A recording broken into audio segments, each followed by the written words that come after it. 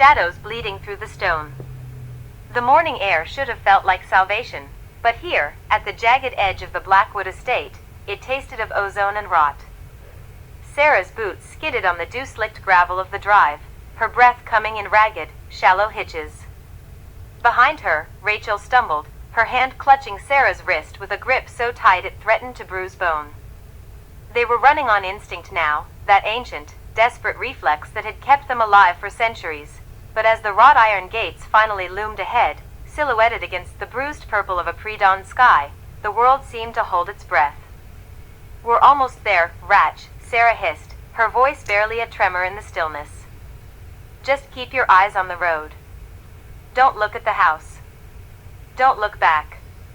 Rachel didn't answer. She only leaned harder into Sarah's side, her eyes fixed on the horizon where the sun was beginning to bleed a faint, sickly gold into the gray. They had crossed the threshold of the formal gardens, the boxwood hedges now miles behind them. Every step closer to the gate felt like shedding a layer of lead, a shedding of the crushing, claustrophobic pressure that had defined their existence inside those stone walls. "The gate," Rachel whispered, her voice thin and crystalline with exhaustion. "Sarah, the gate is open." It was. The heavy, ornate ironwork, usually locked with a hunger that defied mechanical keys, stood wide, a jagged maw leading to the wild, unkempt woods of the countryside beyond. Sarah felt a surge of adrenaline so sharp it made her vision swim. Freedom. It was a word that felt alien, a concept so large it seemed to swallow her capacity for thought. They accelerated. The gravel crunched loudly beneath them, a jarring, mechanical rhythm in the oppressive silence of the manor grounds. Sarah's senses, usually razor-sharp, were dulled by the sheer force of their flight. She was hyper-focused on the gap, the physical space between the estate and the rest of the world. She could feel the cold, lingering phantom of David's gaze, but for the first time, it felt distant, as if they had truly outpaced the reach of his tether. "Faster," Sarah urged, pulling Rachel forward.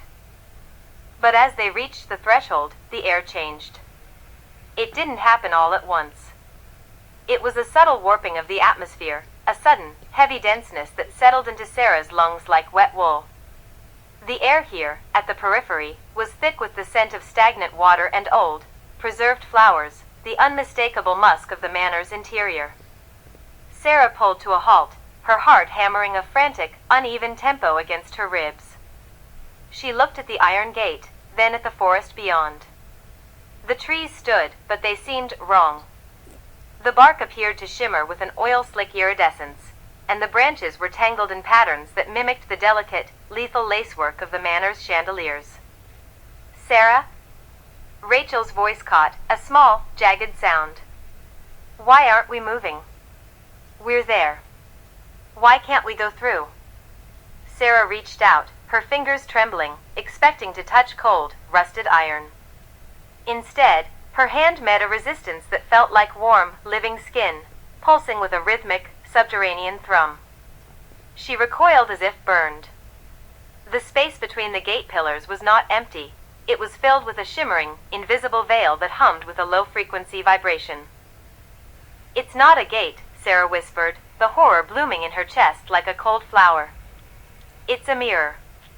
She stared out at the woods, but her own reflection stared back, not the frantic, dirt-streaked version of herself she knew, but a distorted, puppet-like facsimile, her eyes replaced by polished obsidian, her mouth sewn shut with fine, silver wire.